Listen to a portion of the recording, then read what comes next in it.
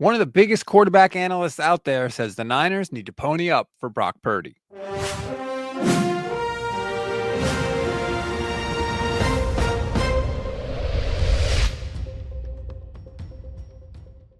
Welcome to your daily 49ers update. I'm Rob Stats Guerrera.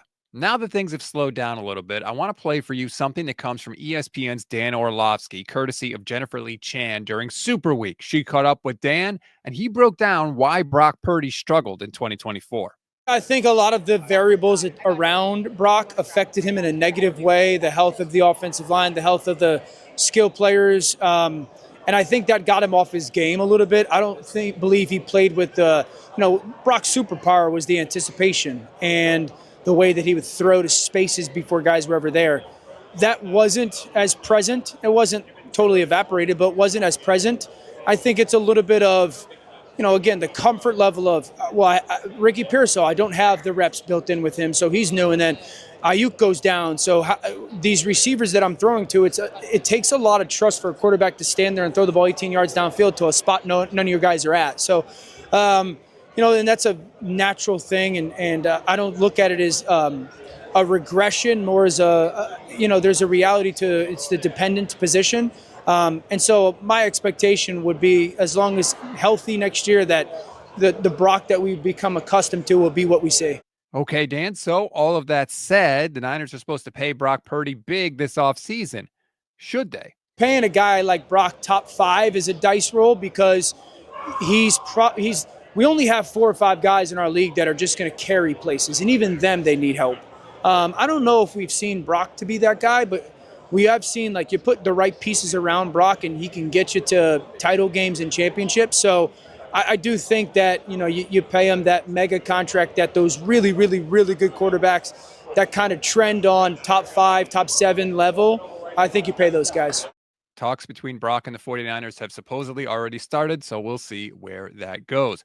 One more for you, and this also comes from Jennifer Lee Chan during Super Week. She caught up with former Panthers wide receiver Steve Smith, who was very high on Ricky Pearsall. I love Ricky Pearsall. I loved him in college. He's developed his game, and so I expect him to get more acclimated again, get familiar, have an offseason, have a training camp, just to kind of really know what's going on, how to play in the National Football League. He doesn't know how to play in the National Football League yet because he hasn't had a whole season, but he's a hell of a player, and I love what he's doing, and I've seen his growth.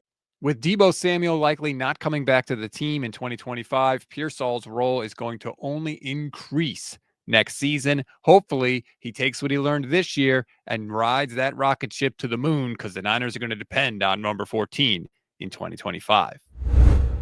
We always give you one thing to read, one thing to watch, and one thing you might have missed. One thing to read on this Wednesday: the odds to win Super Bowl 60 are out. The 49ers are high up on the list, but not quite as high as they have been. If you want to find out where they land, click the link in the description of this episode. One thing to watch: Rich Eisen had a crazy suggestion about what the 49ers should do at quarterback next season. And if it happens, I'm pretty sure Robert Saleh would punch Kyle Shanahan right in the face. If you want to see what it was, again, link in the description.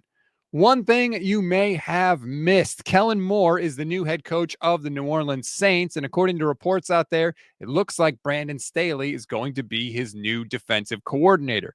Staley, of course, was the assistant head coach of the 49ers last year, and actually Kellen Moore was a member of Brandon Staley's staff when he was the head coach of the Chargers in 2023. Now it looks like he'll get the chance to serve on Kellen Moore's staff in New Orleans. And yes, in case you're wondering, the Niners do play the Saints next season.